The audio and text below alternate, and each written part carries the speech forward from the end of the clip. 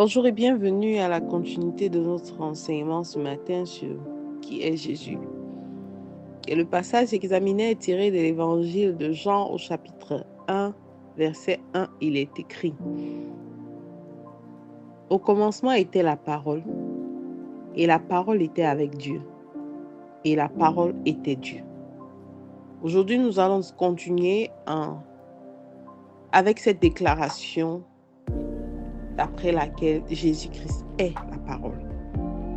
Au commencement était la parole. Nous voyons ici l'apôtre Jean qui est en train de décrire ce qui a toujours existé. Et ce passage nous rappelle un peu celui de Genèse 1, du chapitre 1 de Genèse au verset 1 où il est écrit qu'au commencement, Dieu créa les cieux et la terre. Ces choses n'existaient pas par le passé. Mais Jean nous rappelle ici qu'au commencement était la parole. La parole préexistait avant toute chose et la parole a été à l'origine de toutes choses. 3 déclarations fortes sont attirées de ce passage. Au commencement était la parole. La parole était le début. La parole était Jésus. Ce n'est pas comme les cieux et la terre qui ont été créés qui n'existaient pas par le passé. Jésus existait. C'est pour ça que dans certains passages, Dieu s'identifie comme je suis.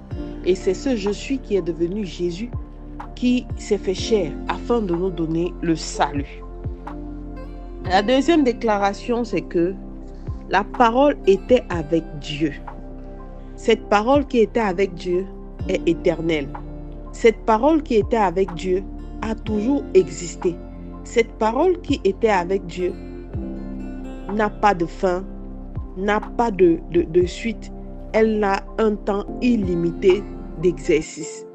Cette parole qui était avec Dieu est Dieu. Alors, bien-aimés, nous ne devons pas seulement nous borner à utiliser le nom de Jésus n'importe comment et en nous appropriant les expressions telles que je suis éternellement reconnaissant. Non, tu ne peux pas être éternellement reconnaissant, bien-aimé, parce que généralement, le cœur de l'homme change. La même personne qui déclare aujourd'hui « je suis éternellement reconnaissant » à cause d'un heurt, d'une dispute, peut commencer à renier la personne avec qui elle a déclaré être éternellement reconnaissante. Non. L'amour de Dieu est éternel, sa parole est éternelle. Et rien d'autre n'est éternel. Nous tous, nous passons. Tout passe, mais la parole de Dieu ne passera pas. Elle a été au début, elle sera à la fin et elle continuera. La troisième déclaration forte, c'est que la parole était Dieu. La parole était Dieu, ça veut dire que la parole est unique en elle-même. Elle est unique dans son entité. Elle est Jésus qui nous a été donné. Cette parole nous conduit à la nature même de Jésus.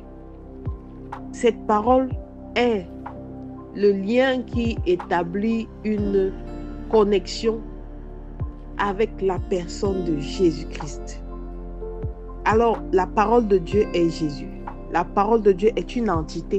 La parole n'est pas seulement un mot, une idée quelconque ou quelque chose qu'on peut énoncer. Cette parole a toujours été au début. Elle a toujours préexisté avant toute chose et elle existera toujours. Cette parole, c'est notre Jésus. C'est notre Seigneur et Sauveur. Cette parole, c'est le fondement de notre croyance, est le fondement de notre existence en tant qu'enfant de Dieu. Cette parole est notre tout. Alors ce matin, j'aimerais que tu te plonges réellement dans cette parole qui est éternelle et incarnée dans le Fils de Dieu et que tu commences à déclarer dans ta vie que Seigneur, je sais davantage qui Jésus est pour moi.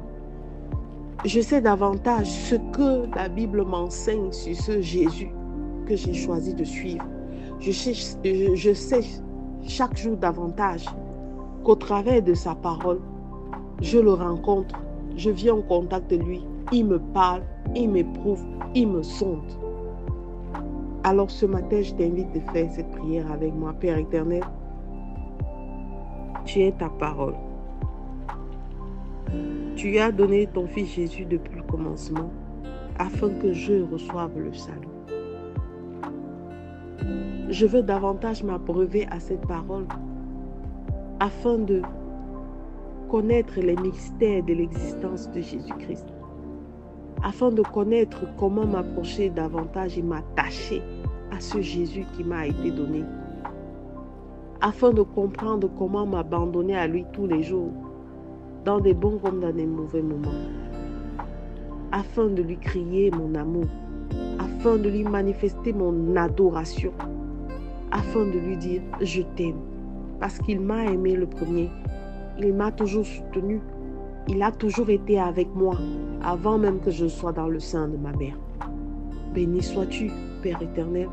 Au nom de Jésus-Christ, nous avons prié. Amen, amen, amen. Je suis la révérende Sonia Antoinette.